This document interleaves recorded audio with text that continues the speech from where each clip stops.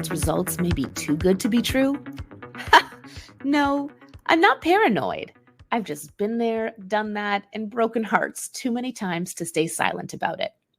Search advertising is hard and confusing and constantly changing and honestly a struggle.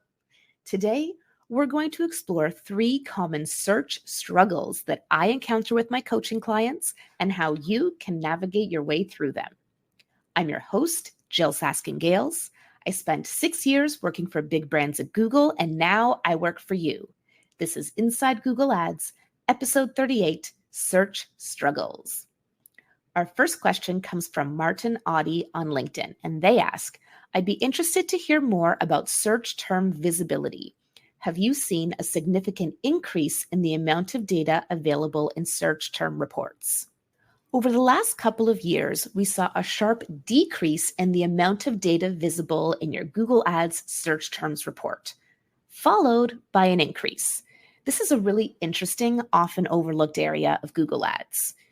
You choose keywords and match types, and then the search terms report shows you the actual things people typed into Google, which triggered your ads. Now, a few years ago, for privacy reasons, you can believe that or not, but that's what Google's told us, we started to see a lot less search terms and a lot more data aggregated under other search terms. It's not unusual now to see maybe half of your ad spend going towards these other search terms that you can't see. To be clear, that doesn't mean you're advertising less. It just means that a lot of the search terms you're advertising on, you can no longer see. However, in the last year or so, maybe a little longer, Google started letting us see some of the search terms that got impressions, but no clicks. Previously, you could only see a search term if you got at least one click on it. But now you can see if you have search terms getting you lots of impressions, but no clicks, which is really helpful for optimization, either for adding negatives or improving your ad text. More recently, Google announced that misspellings will be aggregated in search term reports, which means you're going to get more visibility into the types of low search volume searches that previously we couldn't see.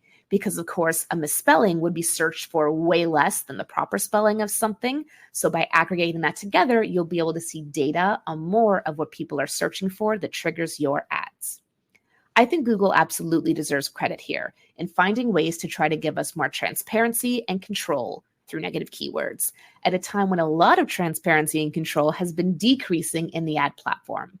So while I wouldn't say, Martin, that I've seen a significant increase in the amount of data available in search term reports, I have seen what I will call sufficient data available to allow me and my clients to optimize our search campaigns.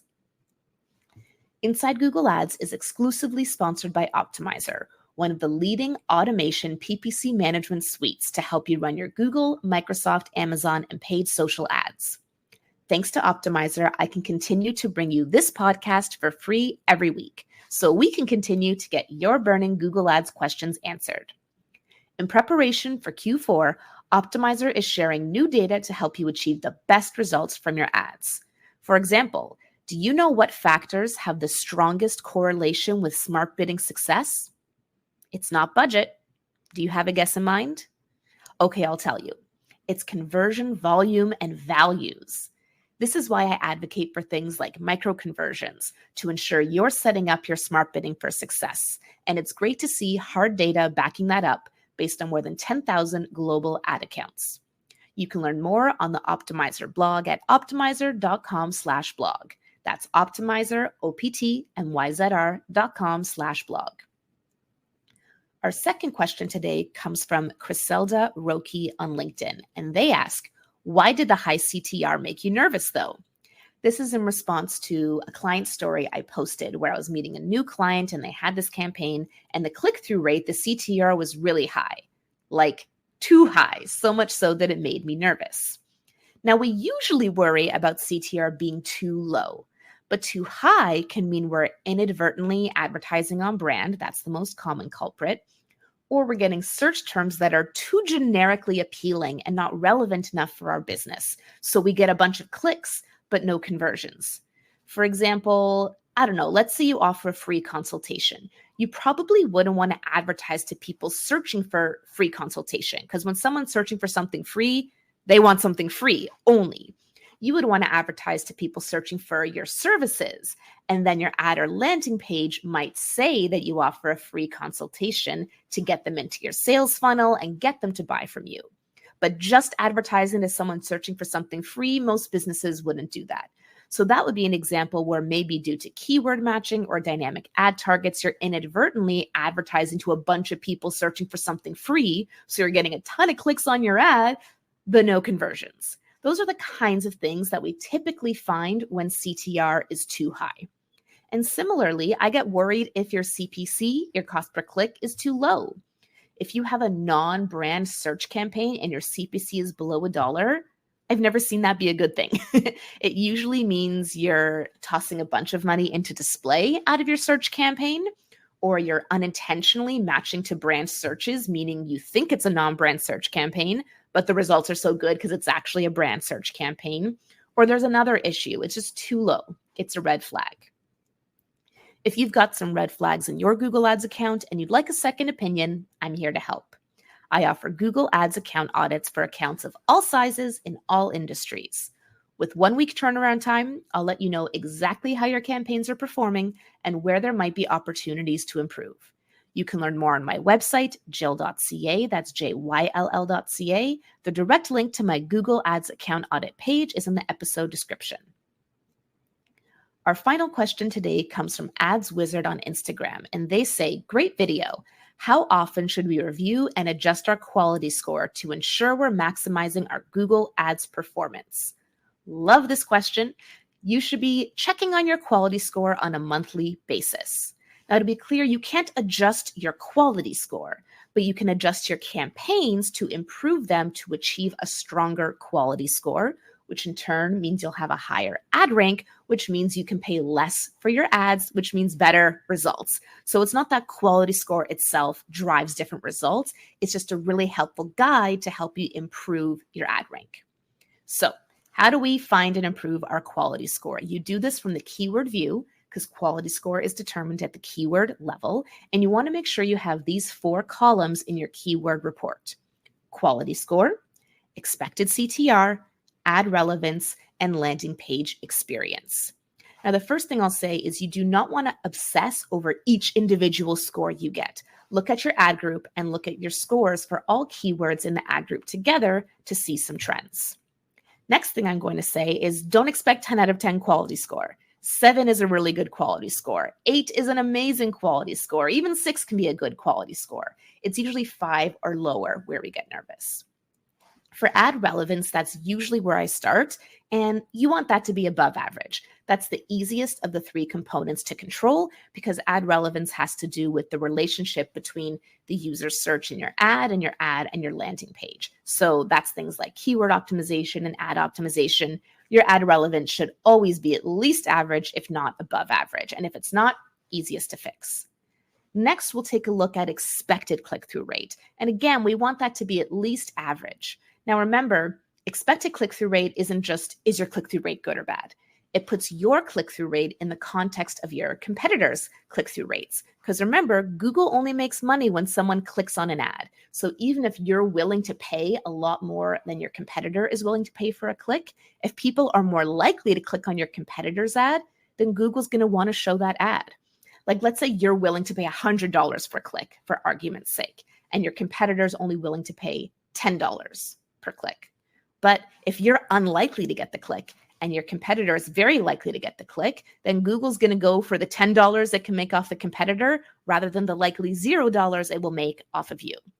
I find this framing a really helpful way to think about this. Maybe you do, maybe you don't. But the point is, to improve expected click-through rate, you're going to want to check your auction insights to see if you can see who you're competing against. And you're going to want to improve your click-through rate, whatever it is. The 2 key ways to improve click-through rate are to make sure you're showing ads to the right people and that your ad is enticing to them. So for showing ads to the right people, that's looking at your keywords and match types and search terms and negatives and things like that.